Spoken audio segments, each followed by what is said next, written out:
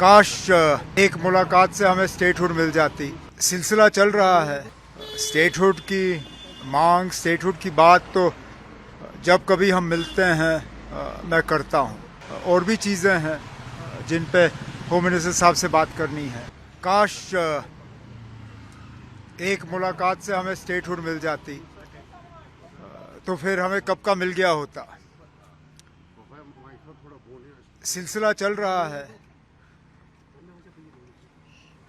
लेकिन स्टेटहुड की मांग, स्टेटहुड की बात तो जब कभी हम मिलते हैं मैं करता हूँ। लेकिन उसके साथ साथ और भी चीज़ें हैं जिन पे होम मिनिस्टर साहब से बात करनी है। हमारे बिजनेस रूल्स के मुतालिक एडवोकेट जनरल को लेके जो रिजर्वेशन का मामला लेफ्टिनेंट गवर्नर साहब ने दिल्ली रेफ़र किया उसके हवाले से, और कई सारे और इश्यूज़ हैं जिन पे बीच बीच में होम मिनिस्टर साहब से मिलना जो है ठीक रहता है। और आज दिल्ली में उनसे इन सब और बाकी इश्यूज़ पे जो है मैं बात कर लूँगा। सर, आपको लगता है कि तरह से आपने स्टेटहुड और बिजनेस रूल की बात की, वहीं हम देख रहे हैं कि एक नया ऑर्डर इशू किया गया जिसमें लेफ्टिनेंट गवर्नर को अब टेलीकॉम के पावर्स जो है वो दिए गए। तो टेलीकॉम के पावर्स वैसे भी उन्हीं को होने चाहिए। इसमें कोई ऐसी बात नहीं है जो कि हमारे रीऑर्गेनाइजेशन एक्ट या बिजनेस रूल्स के खिलाफ हो। लेकिन क्योंकि मुझे बताइए ना, टेलीफोन को टैप करना या मोबाइल सर्विस को रोकना या इंटरनेट को बंद करना, इसके ऑर्डर कहाँ से जारी होते हैं? होम डिपार्टमेंट से। और home, law and order, security, ये तो एलजी साहब की जिम्मेदारी है। तो जाहिर सी बात है अगर कहीं हालात ख़राब हुए और उसके लिए मोबाइल इंटरनेट बंद करना पड़ा तो ऑर्डर होम से ही जारी होगा, लेफ्टिनेंट गवर्नर साहब से जारी होगा। तो ये पावर्स उन्हें दिए गए और बेहतर है उन्हीं को मिले, क्योंकि बीच बीच में फिर अगर फ़ोन बंद करने के लिए उनको हमारे कंधे से बंदूक चलाने की ज़रूरत पड़ी तो खामखा हम बीच में फंस जाएंगे जहां इसमें हमारा कोई रोल ही नहीं बनता।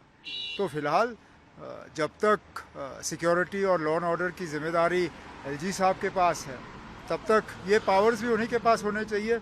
ये पावर्स इलेक्टेड गवर्नमेंट के पास ना ही हो तो बेहतर होगा। उमर साहब कल एक बयान आया था आपका कि हम लोगों को नहीं बोल रहे कि आप दुकान पे जाए, मजबूर नहीं कर रहे हैं, थोड़ा सा उनपे कंफ्यूजन चल रहा है लोगों में। अब इसमें कन्फ्यूजन की बात ही नहीं है ना, इसमें गलती मेरी है। मैं इसी तरह बीच बीच में सड़क के किनारे आप लोगों से बात करता हूँ, आप लोग सवाल पूछते हो जिसका जवाब थोड़ा लंबा होना चाहिए, लेकिन वक्त की कमी के वजह से मैं जवाब ऐसा दे देता हूँ जिससे कि हमारे जो मुखालिफ हैं वो उसको घुमा फिरा के पेश करते हैं। पहली बात ये दुकान जो है ये उन लोगों के लिए है जिनका मज़हब उन्हें शराब पीने की इजाज़त देती है, एक। दूसरा, जम्मू कश्मीर में अभी तक किसी हुकूमत ने इन दुकानों पर पाबंदी नहीं लगाई।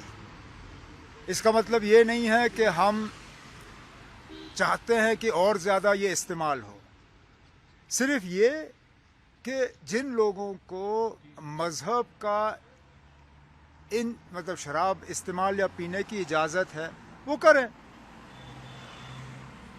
हमारा मज़हब हमें इजाज़त नहीं देती, ना हम चाहते हैं कि लोग इस तरफ जाएं। इसलिए हमारी हुकूमत से दो तीन चीज़ें हुई।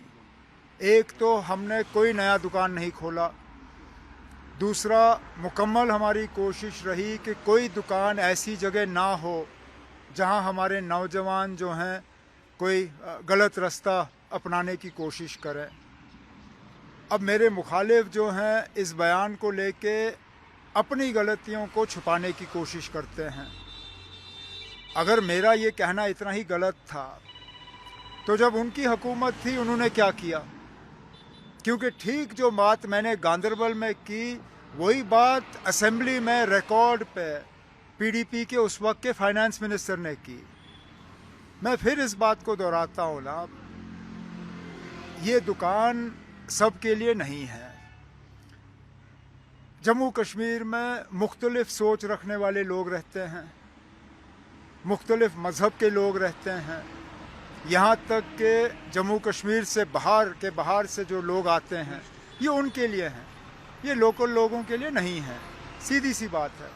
अब बात का बतंगड़ बनाने का मेरे मुखालिफों को एक आदत सी हो गई है, वो अपनी सफाई देते रहें, मेरी बातों को या मेरे साथी के किसी बातों को तोड़ मरोड़ के पेश करना, उससे कोई खास ना उनको फ़ायदा होगा ना हमें नुकसान होगा।